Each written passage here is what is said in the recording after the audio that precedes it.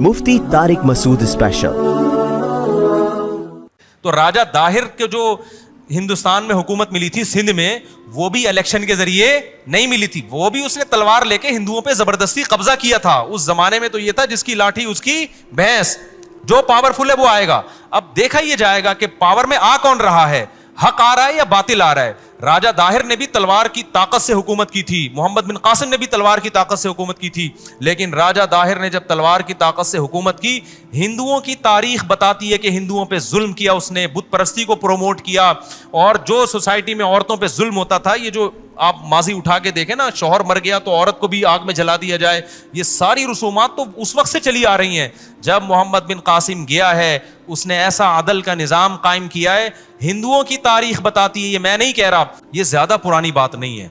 तो हमने दुनिया पे ये जो हिंदुस्तान है, जिसमें बांग्लादेश भी है, जिसमें आपका बर्मा भी है, जिसमें पाकिस्तान भी और पूरा इंडिया भी, इस पूरे खित्ते पे 1000 साल किसने हुकूमत की है? हम 20% भी नहीं थे, लेकिन हमारी बदमाशी देखो यार। इतने बड़े इलाके पे अकबर बादशाह ही खाली 50 साल निकाल के गया है सही है ना, जलालुद्दीन अकबर 50 साल तो खाली उसी के बनते हैं। और ऐसे ऐसे हिंदू कहते हैं बड़े जालिम थे, ना ना ना ना ना ना ना ना। आज का हिंदुस्तान देखो और मुसलमानों ने जब हुकूमत की उस वक्त का हिंदुस्तान देखो। अंग्रेज कहेगा उस वक्त का हिंदुस्तान आज से करोड़ा गुना बेहतर था। आलमगीर बादशाह रहमतुल्लाह अलैह जैसे बादशाह हिंदुस्तान को दिए मुसलमानों ने, जो टोपियों की सिलाई करके बेच के गुजारा किया करते थे। आज हिंदुस्तान में हिंदुओं की तारीख उठा के देखो, तुम्हें पता चलेगा आलमगीर कौन थे। समझता है या नहीं समझता? और अंग्रेजों ने लिखा है कि इतना अमन था, इधर हिंदुओं के मंदिर हैं, इधर गुरुद्वारे हैं सिखों के, इधर ईसाइयों के चर्च हैं, इधर मुसलमानों की मस्जिद है, कोई लड़ाई, कोई आपस में फड्डा नहीं हुआ। इतनी मुसलमानों ने मजहबी आजादी दी थी। और सैकड़ों वो लड़कियां जिनके शौहर को की डेथ हो गई, तो उनको आग में जलाने के लिए ले जाया जा रहा था, जैसे कि हिंदुओं में था। उन लड़कियों को बचाने वाले कौन थे? मुसलमान थे। आप हिस्ट्री पढ़ोगे ना तो आपको पता चलेगा मुसलमानों ने हिंदुस्तान पे जुल्म नहीं किया। ऐसा स्टेबल किया है ना, जब आपके मुगलों की हुकूमत थी, हमारे मुगलों की, तो बरतानिया जो है ना, बरतानिया, उसने पाबंदी लगाई थी कि ये जो हिंदुस्तान के जो बहरी जहाज है ना, ये हमारी पोर्ट के करीब से ना गुजरें, क्योंकि इतने खानदानी बेहतरीन जहाज हैं कि इन जहाजों को लोगों ने देख लिया तो हमारे जहाज मार्केट में बिकना खत्म हो जाएंगे। ऐसे हिंदुस्तान के इंजीनियर थे। जामिअतुर रशीद ने इस पे एक डॉक्यूमेंट्री बनाई है हिंदुस्तान की तारीख पर। वो डॉक्यूमेंट्री आप जरूर देखें, वो सारी अंग्रेजों की किताबों से लेके बनाई है।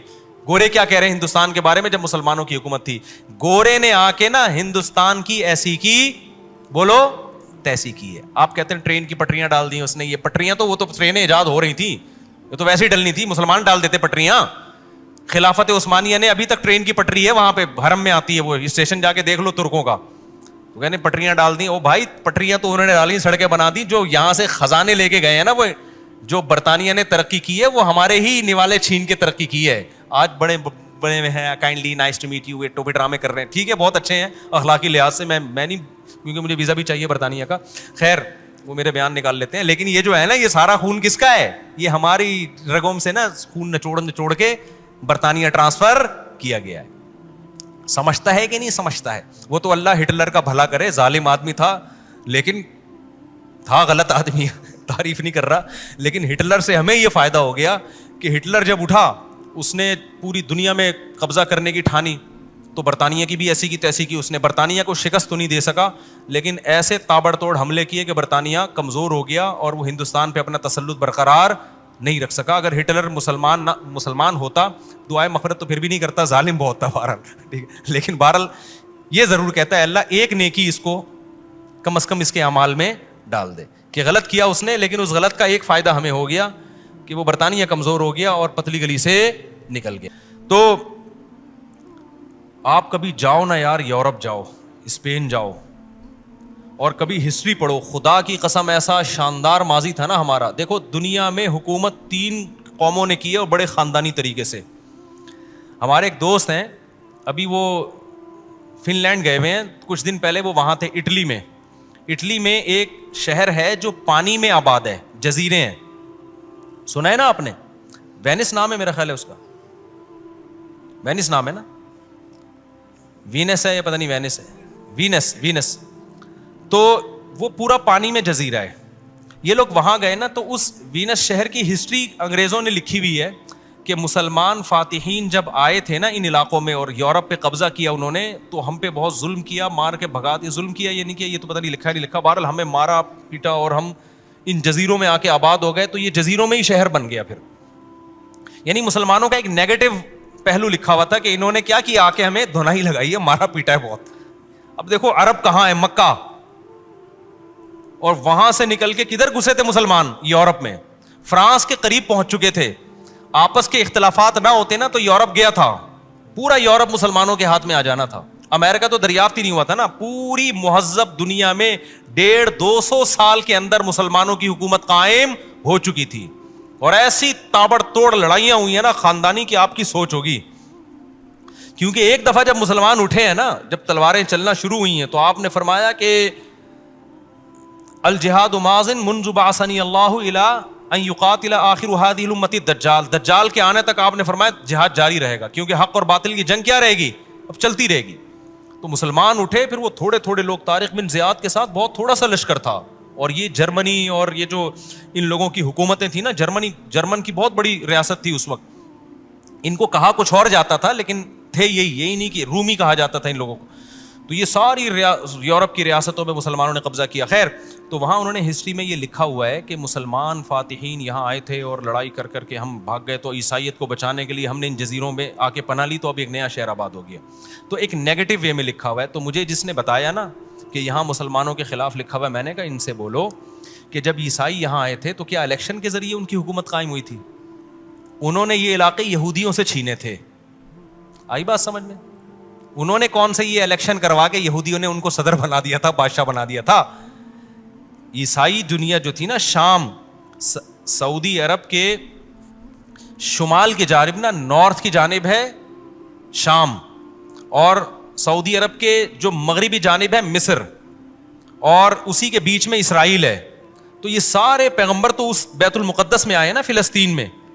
تو وہاں یہودیوں کا مرکز تھا, وہاں عیسائیوں کا مرکز بنا, اور عیسائی فاتحین وہاں سے علاقے فتح کرتے کرتے یورپ میں داخل ہوئے, اور وہ تمام علاقے کس سے چھینے انہوں نے؟ یہودیوں سے چھینے. تو جو کام آپ نے یہودیوں کے ساتھ کیا تھا وہ اگر مسلمانوں نے آپ کے ساتھ کر لیا تو کائنڈلی اس پہ آپ ٹینشن نہ لیں, اس میں مسلمانوں کو نیگیٹو اس میں یاد نہ کریں. اب سوال پیدا ہوتا ہے عیسائیوں نے یہودیوں پہ ظلم کیا, تب یہودی خوش ہو جائیں گے کہ یار اس کا مطلب ہمارے اوپر عیسائیوں نے ظلم کر کے ہم سے علاقے چھینے تھے, تو مفتی طارق مسعود صاحب ہمیں فیور دے رہا ہے. خدمت میں عرض کروں گا کہ یہودیوں کو کون سا یہ گریوی یا زکوٰۃ میں کسی نے دیے تھے یہ علاقے؟ یہودیوں نے بھی تلوار کے زور سے یہ علاقے چھینے تھے. نہیں آ رہی بات؟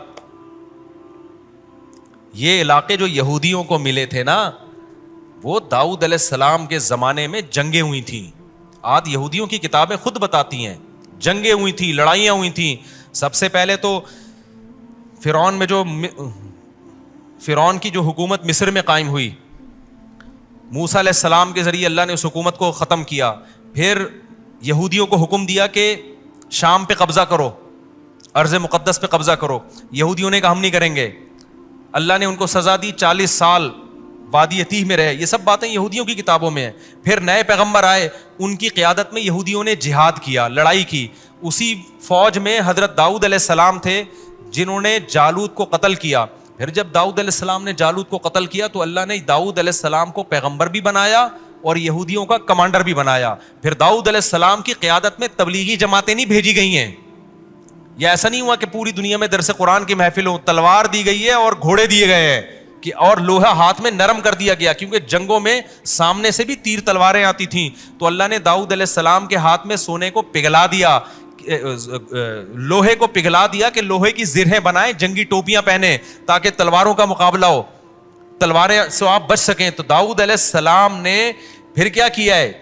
وہی کیا ہے جو پھر بعد میں مسلمانوں نے کیا ہے. ٹھیک ہے, نہیں آئی بات سمجھ میں؟ تو اگر اعتراض کرنا ہے تو پھر یہودی پہ بھی عیسائی پہ بھی ہو, اور نہیں کرنا تو تینوں پہ کوئی اعتراض نہیں بنتا. تو ہم بتاتے ہیں تینوں پہ کوئی اعتراض کیوں نہیں بنتا. اس لیے نہیں بنتا کہ اللہ تعالیٰ نے جب پیغمبروں کو دنیا میں بھیجا ہے تو یہ زمین کا مالک کون ہے؟ اللہ ہے. اللہ کہتے ہیں کہ جو باطل ہے اسے زمین میں رہنے کا حق ہے, زمین پہ حکومت کا اسے حق نہیں ہے. یہ اللہ کا نظام ہے. لوگ کہتے ہیں نا محمد بن قاسم ہندوستان آیا, راجہ داہر سے لڑا, تو وہ کون تھا؟ زمین تو راجہ داہر کی تھی, وہ عرب کیوں آ گیا وہاں لڑنے کے لیے؟ زمین نہ راجہ داہر کی تھی نہ راجہ داہر کے ماموں کی تھی, زمین کسی کی بھی نہیں ہے. زمین کس کی ہے؟ اللہ کی ہے. اور اگر آپ علاقے کے لحاظ سے کہنا چاہتے ہو تو علاقے میں بھی تو وہ بھی تو کہیں بعد میں, اصل تو آدم علیہ السلام جہاں پیدا ہوئے تھے اصل تو ہم وہاں کے ہیں, یہ تو سارے وہاں سے ٹریول کر کے گئے ہیں.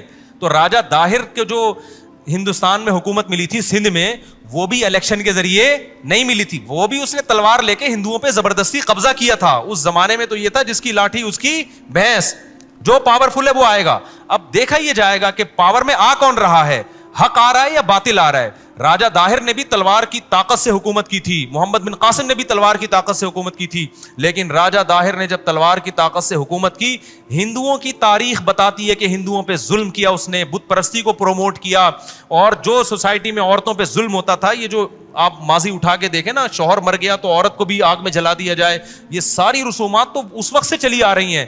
جب محمد بن قاسم گیا ہے اس نے ایسا عدل کا نظام قائم کیا ہے.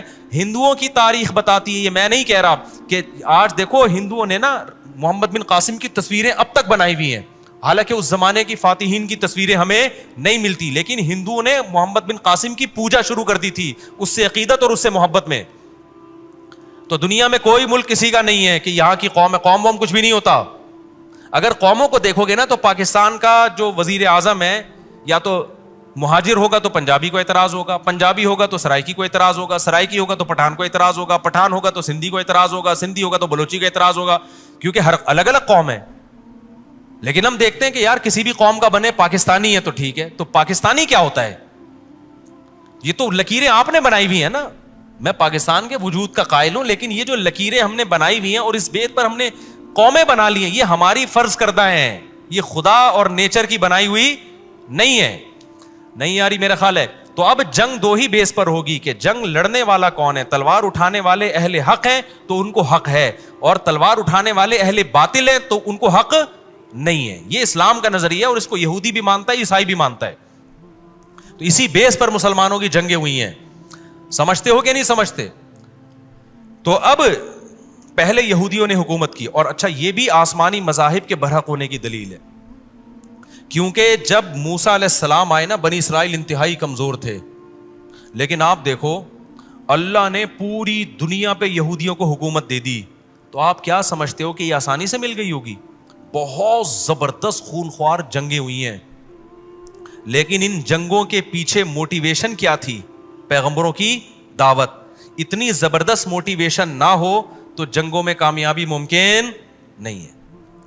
سب سے بڑی ریاست کس کی قائم ہوئی تھی؟ یہود. تبھی تو یہودی اس کے پیچھے پڑے ہوئے کہ یار ہم نے پوری دنیا میں بدماش بن کے زندگی گزاری ہے, ابھی ہم اتنے سے کیوں ہو گئے؟ اب وہ چاہ رہے ہیں کہ اسرائیل ان کے پاس آئے, بیت المقدس ان کے پاس آئے, ان کا جو اول قبلہ تھا وہاں سے ہم دوبارہ سے آغاز کریں, اور داؤد علیہ السلام اور سلیمان علیہ السلام کے دور میں جو ہماری اتنی بڑی حکومت اور ان کی تاریخیں بتاتی ہیں نا قائم ہوئی تھی, ہم دوبارہ قائم کریں. جبکہ اللہ کیا کہتا ہے کہ بھائی جب تم نااہل ہو گئے تو ہم نے تم سے خلافت لے کے عیسیٰ ابن مریم کو دے دی, جو عیسائی جو حضرت عیسیٰ کو فالو کریں گے ان کو دے دی.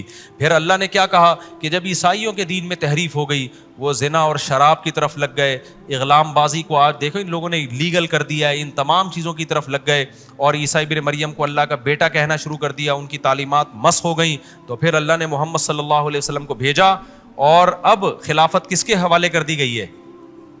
اہل اسلام کے حوالے کر دی. تو 1920 یا 23 میں خلافت کا خاتمہ ہوا ہے, 20 میں تقریباً. آپ کو پتا ہے آج امریکہ سپر پاور ہے, کل رشیا سپر پاور تھا. چند سال پرانی بات ہے, تھوڑا سا پیچھے جائے نا 1920 تک, تو سپر پاور کون تھا پتا ہے آپ کو؟ مسلمان تھے. 40-50 کنٹری, بلکہ اس سے بھی زیادہ, یہ ہماری کسٹڈی میں تھے. پہلی جنگ عظیم میں برطانیہ نے خلافت عثمانیہ پہ حملہ کے لیے بحری بیڑا بھیجا تھا, تو اس کو ہماری فوجوں نے کیا کر دیا تھا؟ آج تصور ہے کہ برطانیہ بحری بیڑا بھیج رہا ہے اور ہماری فورسز, ممکن ہے لیکن بہت مشکل ہے. تو اتنا بڑا بحری بیڑا تھا, اور جو ہماری خلافت تھی نا, جس کو گریٹ اتھیمین کہتے ہیں یہ انگریز, پتہ نہیں انگلش میں کیا پروناؤنسیشن ہے, انہوں نے اس کو واپس کر دیا تھا. یہ تو پہلی جنگ عظیم میں ہم جرمنی کے اتحادی بن گئے تو مار کھا لی, جرمنی پٹا تو ہم بھی پٹ گئے, ٹھیک ہے نا. اگر پہلی جنگ عظیم میں ہم جرمنی کا ساتھ نہ دیتے, آج جرمن کے نا مسلمانوں سے بڑے اچھے تعلقات ہیں اس وجہ سے, ترکی سے بھی بڑے اچھے, ان کو پتہ ہے کہ انہوں نے ہمیشہ ہمارا ساتھ دیا, کیونکہ 2 بلاک بن گئے تھے نا, ہم جرمن کے ساتھ تھے, وہ پٹے تو ہم بھی غریبی میں, جب ظاہر ہے دوست پٹتا ہے تو پھر ہم بھی غریبی میں پٹے, اور ہماری خلافت کی تیسی ہو گئی. اور اس میں ہمارے بھی بہت سارے قصور تھے. اس میں مذہبی لوگوں کا ایک بہت بڑا قصور یہ تھا کہ وہ پرانی روایات کو پکڑ کے رکھے ہوئے تھے. وہ سائنس اور ٹیکنالوجی کے میدان میں جتنی ترقی کرنی چاہیے تھی اس ترقی میں کسی حد تک رکاوٹ بنے ہوئے تھے. بہت ساری چیزیں زمانے کے حساب سے اپڈیٹ کرنی تھی, وہ نہیں کر رہے تھے. بڑے مسائل ہیں اور بہت سارے مسائل ہیں.